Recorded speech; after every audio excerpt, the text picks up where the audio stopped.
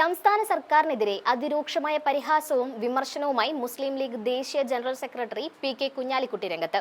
കേരളത്തിലെ ഏറ്റവും വലിയ അതിദരിദ്രൻ സംസ്ഥാന സർക്കാരാണെന്നും അത്യാവശ്യ കാര്യങ്ങൾക്ക് പോലും സർക്കാരിന്റെ കയ്യിൽ കാശില്ലാത്ത അവസ്ഥ ജനങ്ങളെ മുഴുവൻ ബാധിക്കുമെന്നും അദ്ദേഹം തുറന്നടിച്ചു. സംസ്ഥാനത്തിന്റെ സാമ്പത്തികാവസ്ഥയെക്കുറിച്ചുള്ള ആശങ്കകളും അദ്ദേഹം പങ്കുവയ്ക്കുന്നു. പാലക്കാട് നടന്ന ഒരു പരിപാടിക്കിടെ മാധ്യമങ്ങളോട് സംസാരിക്കുകയായിരുന്നു പി.കെ. കുഞ്ഞാലിക്കുട്ടി. കേരളത്തിൽ ഏറ്റവും വലിയ ഒരു അതിദരിദ്രനുണ്ട്. ആ അതിദരിദ്രൻ ദരിദ്രനായത് ജനങ്ങളെ മുഴുവൻ ബാധിക്കും. ആ അതിദരിദ്രൻ ഗവൺമെന്റ് ആണ്. കേരളത്തിലെ ഏറ്റവും വലിയ അതിദരിദ്രൻ ഇപ്പോൾ സത്യത്തിൽ ഗവൺമെന്റ് ആണ്. ഗവൺമെന്റിന്റെ കയ്യിൽ അത്യാവശ്യത്തിന് പോലും കാശില്ല. കേരളം ലോക നിലവാരമുള്ള സംസ്ഥാനമായി വളർന്നതിന്റെ അടിസ്ഥാനം കാലാകാലങ്ങളിൽ വിദ്യാഭ്യാസം, ആരോഗ്യം തുടങ്ങിയ പൊതുമേഖലകളിൽ ആർജിച്ച നേട്ടം കൊണ്ടാണ് കേരളം ഒരു വേൾഡ് സ്റ്റാൻഡേർഡ് സ്റ്റേറ്റായി നിലനിൽക്കുന്നത്. സൗജന്യ പൊതുവിദ്യാഭ്യാസം, ആരോഗ്യ സംരക്ഷണ സൗകര്യങ്ങൾ, ആവശ്യമായ വിദ്യാഭ്യാസ സ്ഥാപനങ്ങൾ എന്നിവ നൽകാൻ കഴിഞ്ഞതുകൊണ്ടാണ് കേരളം ആയുർദൈർഘ്യത്തിലും സാക്ഷരതയിലും മറ്റ് സംസ്ഥാനങ്ങളെക്കാൾ മുന്നിലെത്തിയത്.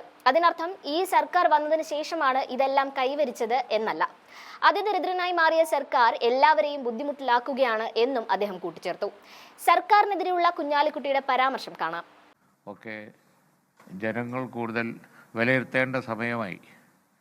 ഞാൻ പറഞ്ഞത് വെച്ചാൽ കേരളത്തിൽ ഏറ്റവും വലിയ ഒരു അതിദരിദ്രനുണ്ട്.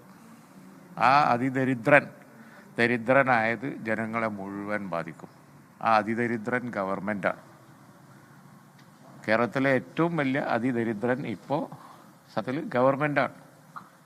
ഗവൺമെൻറ്റിൻ്റെ കയ്യിൽ അത്യാവശ്യത്തിന് പോലും കാശില്ല. അത്യാവശ്യത്തിനൊക്കെ കാശ് ഉണ്ടാക്കുകയും അത് പല മേഖലകളിലും ചെലവഴിച്ച് പോവുകയും ചെയ്തതാണ് കേരളത്തെ ഉന്നത നിലവാരത്തിൽ എത്തിച്ചത്.